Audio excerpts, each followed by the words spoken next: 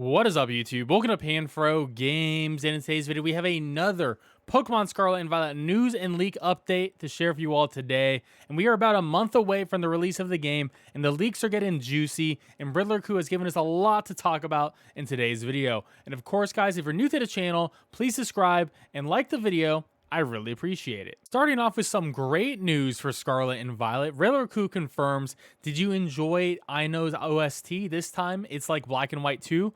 Go look forward to the others. So if you didn't realize, Black and White 2 was one of the last Pokemon games to actually have a unique gym leader theme for each gym leader. So when you did a gym battle, you would actually have some great music. And it looks like in Scarlet and Violet, they're doing this again, which is awesome because, you know, the gym music does get tiring by like the 5th or 6th time, and it adds a lot more personality to the gym leader to actually have unique music for each one. So this is a great change, and hopefully they keep this change for future Pokemon games. And Riddler has more to comment on the previous I Know trailer. Riddler says, shame, they hit a starter evolution billboard in this scene. It's still too soon for you guys to witness. So there was like these billboards in the back of the stadium area for Ino's gameplay trailer, and we saw these two images, but there apparently is another billboard to the right that is telling us about a starter evolution. Then when we scroll down here, he gives us some Chinese symbols here, and essentially this ends up being Quaxley. So Quaxley's final evolution is hinted at on the last billboard to the right that we can't see. I believe the one in the middle here with the grass type gym leader, I don't think this actually has to relate to a Pokemon, but this could actually be what his gym badge looks like. And it looks like the one on the far left could just be an ad for the running shoes in the game so we can walk faster. Now for some really interesting news, Riddler is talking about Smoliv's evolution, the grass and normal type Pokemon. Smoliv's evolution, humanoid, has branches as arms, neutral, and not quite waifu-like nor quite husbando, like kinda lame for me. Just another plant humanoid Pokemon is what he says. So honestly, this is fine with me because I don't want any real Pokemon to be husbando or waifu. I don't want them to be sexualized in any way, shape, or form.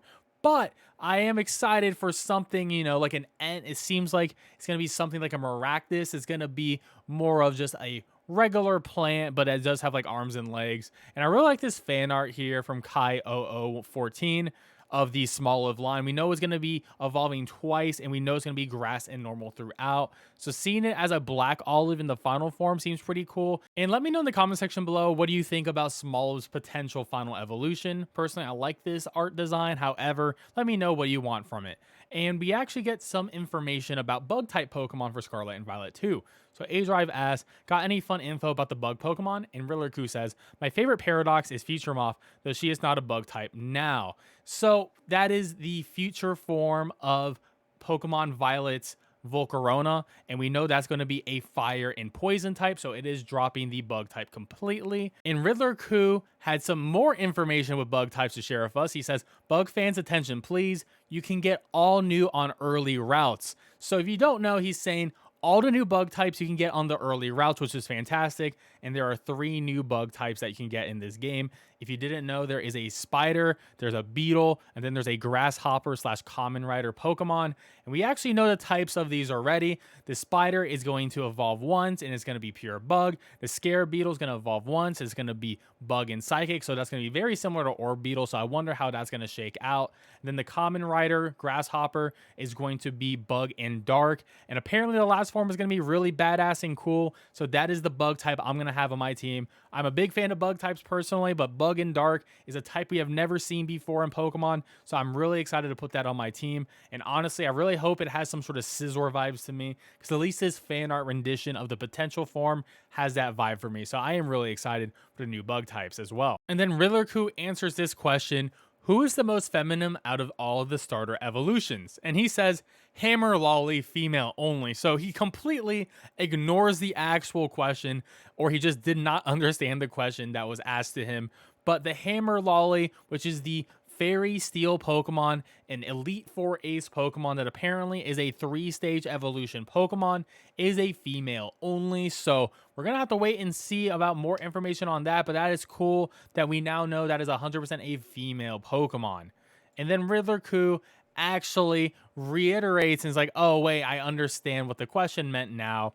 So he says, oops, relatively speaking, grass. But this gen is again like Gen 8, all humanoid, Fire got tricks, but not quite gender specific. So essentially, he's saying Sprigatito's final form is the most feminine looking of all three of the starters. However, it's not necessarily like super, it's not like Primarina, is what he's saying here. It's not super feminine, so it doesn't really matter at the end of the day. He is saying fire has tricks. So we know that Fuecoco's final form is bipedal, but it can also be on all fours too. The other two for Squiggerito and Quaxley, their final forms are bipedal. So really do prepare for something like Gen 8 where everyone is all up on 2 feet, except for Fuecoco. We don't know too much about Fuecoco's final form outside that it's going to be a singer. It's going to be fire and ghost type.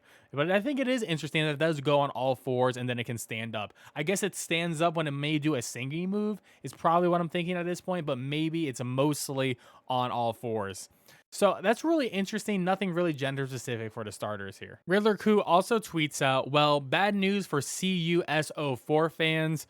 She is late, which means late game. So what does CUSO4 mean? That is copper sulfate. So he is hinting at the poison rock flower Pokemon, which actually has leaked. If you haven't seen it, this is one of the first Pokemon that we saw a leak, and it does look pretty cool to me. And apparently it's going to be really good. It is going to be on Geeta's championship team. So we know that this is going to be one of the better Pokemon on her team as well. And since the fact that it is late game, I can assume it's going to be competitively viable. And we know that rock and poison is actually a really good type combination. So I'm excited to see more about this Pokemon. A little bit disappointed that it's going to be relegated to the end of the game. And then the last thing Riddler Coup tweets out here about Pokemon coming out. There's a question, is the Dragonite Pseudo Legendary late too? And Riddler Coup says definitely. I don't think that's a surprise. The Pseudo Legendary has always been late for the most part. I mean, sometimes you can get it a little bit early, but I think the earliest is probably like maybe in Gen 4 where you could get it at the 6th gym, or maybe Gen 1 where you get in the Safari Zone. But even then, like, it's always been a late game Pokemon for the Pseudo Legendary. So I'm not hurt by this. And I will probably put the Pseudo Legendary on my team once I get it, but, you know, I'm not going to try to make room for it immediately. Like, when I get it, I'll get it. I'll make a decision then. But it is going to be Ice and Dragon, which is really cool. We haven't seen that typing in a while, and it's Kyurem typing, and we know that typing is actually insanely great for offense, so I am interested in seeing more on that Pokemon. And we have one last Riddler Coup tweet to unravel. Riddler Coup, with no context, just puts out an image of a bunch of Pokemon. So what does this actually mean? Well, if you look back on his timeline, he actually talked about this in 2021.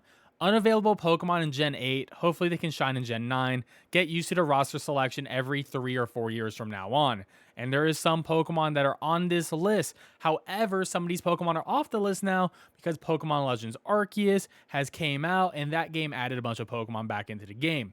So these are the Pokemon that are currently not available on any Pokemon Switch games, including Scarlet and Violet. So yes, this means these Pokemon will not be in Scarlet and Violet, maybe until DLC in the future, but currently on November 18th, these Pokemon will not be available, and that is the Superior line, the Emboar line, the Watchog line, the Elemental Monkeys from Gen 5, Zebstrika, Leavening line, Swanna line, Furfurou line. We have Hoopa, who is still not here, and Unbound Hoopa, of course, Toucannon, and Minior. So all these Pokemon you cannot get in any of these Switch era Pokemon games. So that's 5 years without these Pokemon, which is actually pretty insane.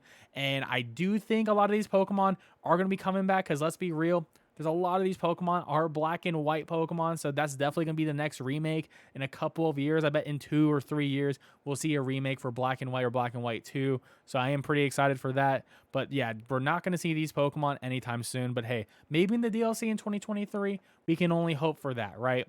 Well, guys, that is all the new information we have here for Pokemon Scarlet and Violet.